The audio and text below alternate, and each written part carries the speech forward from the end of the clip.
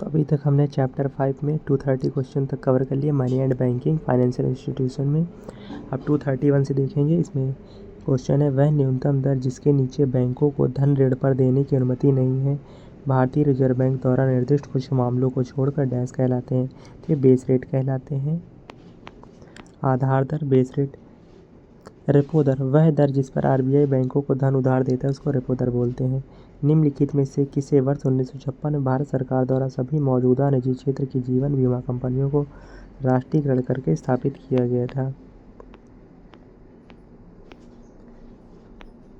तो life insurance corporation of India, Bharatiya Jeevan बीमा निगम को भारतीय जीवन बीमा निगम भारत में एक सरकारी स्वामित्व वाली बीमा और निवेश फर्म है। इसकी स्थापना 1 सितंबर 1956 को हुई। मुख्यालय इसका मुंबई में है। United India insurance company limited की स्थापना 18 फरवरी 1938 को हुई और 1972 में राष्ट्रीयकरण हुआ और इसका मुख्यालय चेन्नई, तमिलनाडु में है। भारतीय सामान्य बीमा निगम कंपनी अधिनियम 1956 के तहत 22 नवंबर 1972 को निगमित किया गया था और इसका मुख्यालय मुंबई में है। New India insurance company limited 1919 में सर दोराबजी टाटा द्वारा स्थापित और 1973 में राष्ट्रीयकृत हुई और इसका मुख्यालय मुंबई में है। Bharatiya Laghu Udyog Vikas bank small industries development bank of India SIDBI को डैश द्वारा विनियमित किया जाता है। तो सिडबी को आरबीआई के द्वारा विनियमित किया जाता है, रिजर्व बैंक ऑफ इंडिया के द्वारा। भारतीय रिजर्व बैंक आरबीआई सिडबी की स्थापना 1990 में संसद के एक अधिनियम के तहत एक अखिल भारतीय वित्तीय संस्थान एआईएफआई के रूप में की गई थी। एक डैश खाता वह खाता है जिसका रखरखाव एक भारतीय बैंक द्वारा विदेशों से लेन देन करने के उद्देश्य से आमतौर पर उस देश की मुद्रा में किया जाता है। तो नोस्ट्रो एक खाता है जिसका रखरखाव एक भारतीय बैंक द्वारा विदेशों में लेन देन के उद्देश्य से आमतौर देश की मुद्रा में किया जाता है। वोस्ट्रो क्या होता है? एक ऐसा खाता जिसे घरेलू बैंक पूर्व की घरेलू मुद्रा में विदेशी बैंकों के लिए रखते हैं। लिबोर क्या खाता है? लिबोर का मतलब होता है लंदन इंटरबैंक ऑफर्ड रेट। यह एक बेंचमार्क ब्याज दर है जिस पर प्रमुख वैश्विक बैंक अल्पावधि ऋण के लिए अंतर्राष्ट्रीय इंटरबैंक बाजार में एक दूसरे को उधार देते हैं। एमआईबीओआर मुंबई इंटरबैंक ऑफर्ड रेट यह भारतीय वाणिज्यिक बैंकों के लिए दी जाने वाली ओवरनाइट उधार दर है। डैश रुपए में लेन देन करने के लिए भारतीय रिजर्व बैंक की स्वीकृति प्राप्त करने वाली पहली बैंक बन गई UCO bank. United commercial bank यह भारत सरकार के वित्त मंत्रालय स्वामित्व वाली राष्ट्रीयकृत बैंकों में से एक है। मुख्यालय कोलकाता। इसकी स्थापना 6 जनवरी 1943 कोलकाता में संस्थापक घनश्याम दास बिड़ला। एक्सिस बैंक की स्थापना हुई थी 1993। अहमदाबाद में मुख्यालय। मुंबई में ICICI bank industrial credit and investment corporation of India. इसकी स्थापना 1994 में। बड़ोदरा में मुख्यालय है इसका, मुंबई में। भारतीय राष्ट्रीय भुगतान निगम की स्थापना किस अधिनियम के प्रावधानों के तहत की गई थी? तो भुगतान और निपटान प्रणाली अधिनियम 2007 के तहत की गई थी। भुगतान और निपटान प्रणाली अधिनियम 2007 यह भारत में भुगतान प्रणालियों के विनियमन और पर्यवेक्षण के लिए और उस उद्देश्य के लिए भारतीय रिजर्व बैंक को प्राधिकरण के रूप में नामित करने और उससे जुड़े अप्रासंगिक मामलों के लिए एक अधिनियम है। भारतीय राष्ट्रीय भुगतान निगम 2008 में स्थापित। भारतीय औद्योगिक वित्त निगम 1948 में स्थापित। डैश यह किसी व्यक्ति द्वारा ऋण का भुगतान कर पाने में असमर्थ होने की कानूनी घोषणा है। दिवालियापन बैंकरप्ट क्या होता है? जब हम ऋण नहीं दे पाते हैं। भारत में इसे दिवाला या दिवालियापन बोर्ड द्वारा दिवाला या दिवालियापन संहिता 2016 के माध्यम से घोषित किया जाता है। ऋण संकट, क्रेडिट क्रंच, आधिकारिक ब्याज दरों में वृद्धि से स्वतंत्र क्रेडिट की उपलब्धता में कमी, ऋण मुक्ति, अमॉर्टिसेशन, नियमित भुगतान के साथ ऋण को कम करने या चुकाने की प्रक्रिया है। बैंक इंश्योरेंस, बैंक ग्राहकों को बीमा बेचने के लिए एक बैंक और एक बीमा कंपनी के बीच एक समझौता।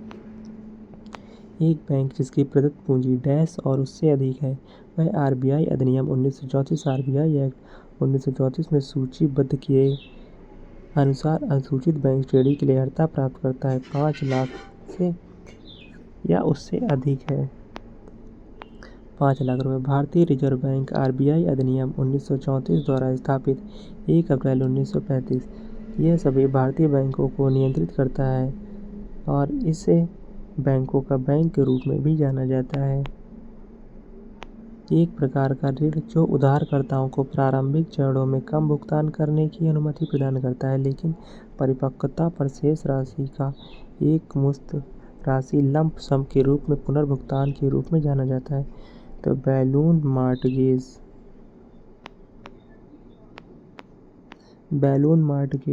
मॉर्टगेज के प्रकार सरल मॉर्टगेज, सशर्त बिक्री द्वारा मॉर्टगेज, इंग्लिश मॉर्टगेज, निश्चित दर मॉर्टगेज, उपयोगकर्ता मॉर्टगेज, विषम मॉर्टगेज, रिवर्स मॉर्टगेज, समतुल्य मॉर्टगेज।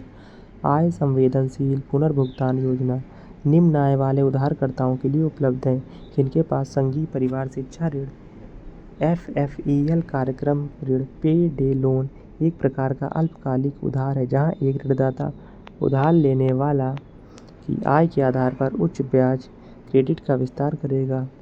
भारतीय रिजर्व बैंक ने डैश को NBFC MFI के लिए एक व्यापक नियामक ढांचा पेश किया था। तो भारतीय रिजर्व बैंक ने 2 दिसंबर 2011 को NBFC MFI के लिए एक व्यापक नियामक ढांचा पेश किया था। 2 दिसंबर 2011 NBFC MFI के लिए पूंजी पर्याप्तता अनुपात कुल जोखिम भारित संपत्ति का 15% है। डैश किसी फर्म की समस्त आस्तियों तथा देनदारियों का लेखा होता है। तुलन पत्र एक वित्तीय विवरण जो एक समय में कंपनी की संपत्ति, देनदारियों और शेयर धारक हिस्सेदारी की रिपोर्ट करता है। बेल आउट किसी व्यवसाय, व्यक्ति या सरकार से एक असफल कंपनी में पैसे का एक मौद्रिक अंतःक्षेपण मनी इंजेक्शन है ताकि उसके दिवालियापन और आने वाले परिणामों को रोका जा सके। अगला क्वेश्चन है, यदि सीमांत उपभोग की प्रवृत्ति को C से निरूपित किया जाता है तो सरकारी व्यय गुणक को डैश के रूप में निरूपित किया जा सकता है। तो व्यय गुणक को 1/1 - C के रूप में निरूपित किया जा सकता है। व्यय गुणक दर्शाता है कि स्वायत्त व्यय में परिवर्तन का अर्थव्यवस्था में कुल व्यय और कुल मांग पर क्या प्रभाव पड़ेगा। डैश वे हैं जहां खातों में हर महीने एक मासिक किस्त जमा की जाती है। आवर्ती जमा बोलते हैं एक अवधि में एक निश्चित राशि के नियमित मासिक जमा के माध्यम से होने वाली बचत। एक बचत बैंक जमा एक वित्तीय संस्थान में आयोजित किया जाता है जो मूल सुरक्षा और कम ब्याज दर प्रदान करता है। डैश और डैश भारित औसत कॉल मनी दर में दैनिक संचलन के लिए कॉरिडोर निर्धारित करें। सीमांत स्थायी सुविधा रिवर्स रेपो दर। सीमांत स्थायी सुविधा और रिवर्स रेपो रेट MSF एक दंडात्मक दर रेपो दर से ऊपर है। इस पर बैंक RBI से धन उधार ले सकते हैं जब वे सभी उधार सहायता से पूरी तरह समाप्त कर चुके होते हैं। जनता के हाथ में मुद्रा प्लस वाणिज्यिक बैंकों का नकद भंडार डैश कहलाता है। इसे उच्च शक्तिशाली मुद्रा भी कहा जाता है। तो ये मौद्रिक आधार MOA मुद्रा की कुल राशि है जो या तो जनता के हाथों में सामान्य प्रचलन में है या केंद्रीय बैंक के भंडार में रखे गए वाणिज्यिक बैंक जमा के रूप में है। तो ये मौद्रिक आधार कहलाता है। मौद्रिक आधार MO एक मुद्रा की कुल राशि है जो या तो जनता के हाथों में सामान्य प्रचलन में या केंद्रीय बैंक के भंडार में रखे गए वाणिज्यिक बैंक जमा के रूप में है। भारत में इनमें से किस संस्था द्वारा 1 रुपये की करेंसी नोट और सिक्के निर्गत किए जाते हैं। तो वित्त मंत्रालय द्वारा। वित्त मंत्रालय सिक्का अधिनियम 2011 के तहत और 1 रुपये के नोट वित्त सचिव के हस्ताक्षर होते हैं जारी करता है, जबकि अन्य नोट भारतीय रिजर्व बैंक द्वारा मुद्रित किए जाते हैं जिस पर RBI गवर्नर के हस्ताक्षर होते हैं। सिक्का अधिनियम 2011 भारत में रुपये 1000 तक के मूल्य वर्ग के सिक्के जारी करने की अनुमति देता है। भारतीय रिजर्व बैंक RBI द्वारा संचालित खुले बाजार के परिचालन डैश प्रकार के होते हैं। खुले बाजार के परिचालन 2 प्रकार के होते हैं।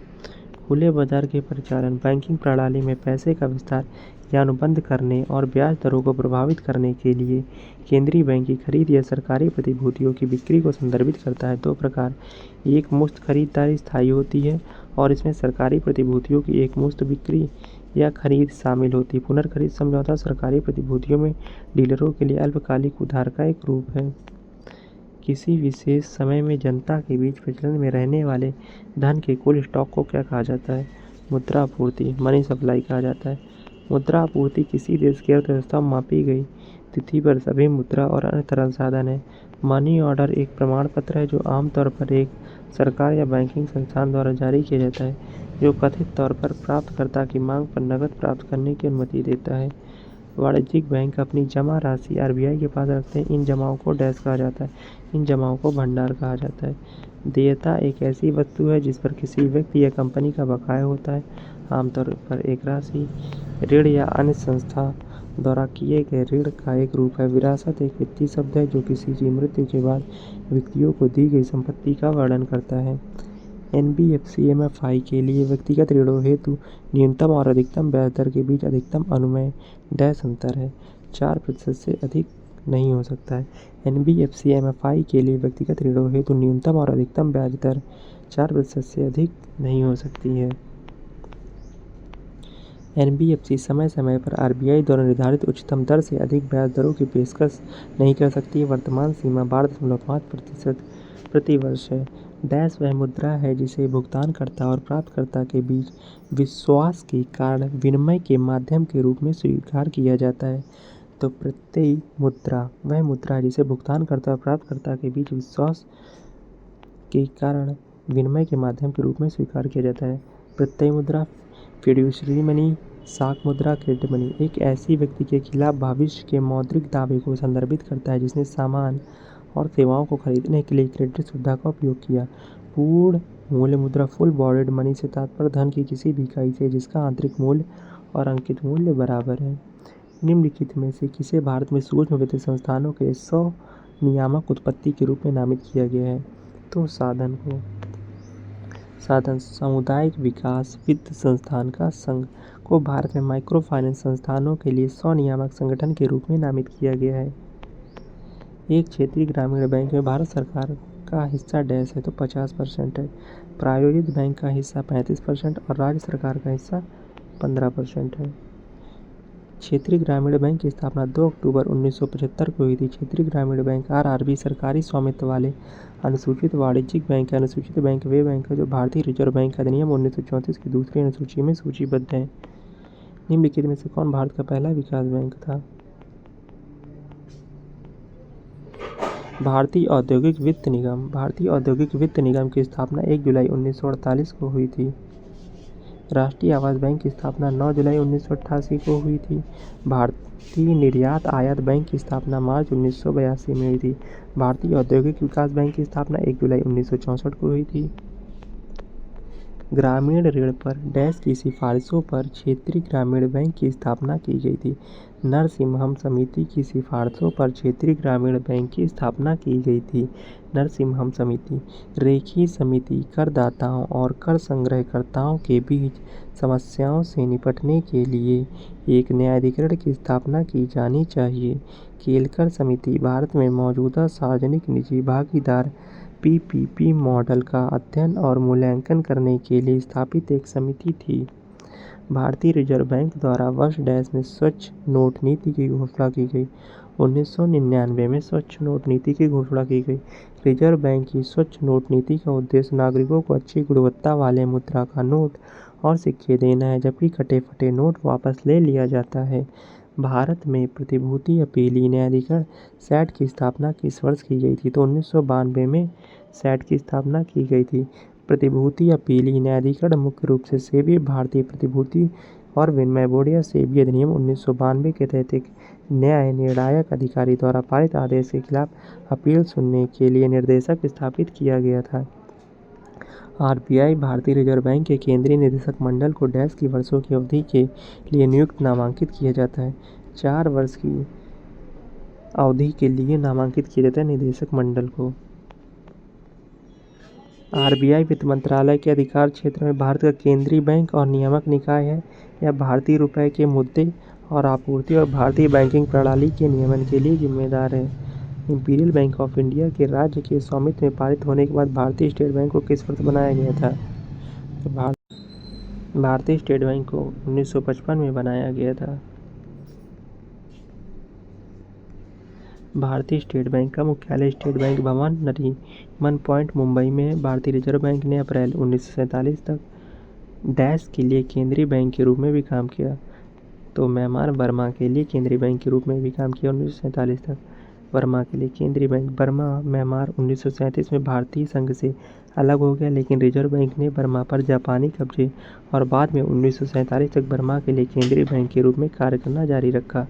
निम्नलिखित में से किस वर्ष में भारतीय रिजर्व बैंक ने शहरी सरकारी बैंकों के लिए लाइसेंसिंग नीति को उदार बनाया? 1993 तक। यह शहरी और अर्ध शहरी क्षेत्रों में बैंकिंग सेवाओं की पहुंच बढ़ाने के उद्देश्य से उठाया गया एक महत्वपूर्ण कदम था। आरबीआई अधिनियम की कौन सी धारा केंद्र सरकार को आरबीआई बोर्ड का अधिक्रमण करने तथा बैंक के गवर्नर से परामर्श करने के बाद लोकहित के लिए अनिवार्य निर्देशों को आरबीआई को जारी करने की शक्ति प्रदान करती है? तो धारा 7। मिलते हैं नेक्स्ट वीडियो में नवरत्न वाले में।